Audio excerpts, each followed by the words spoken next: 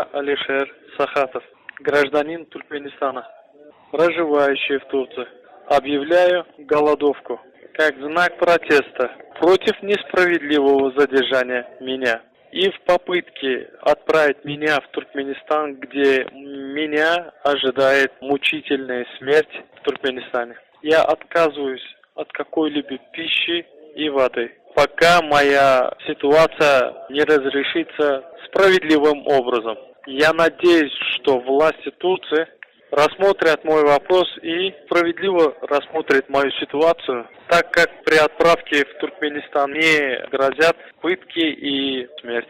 Men Abdullah Urusov, Türkmenistan vatandaşı, Türkiye'de yaşayan.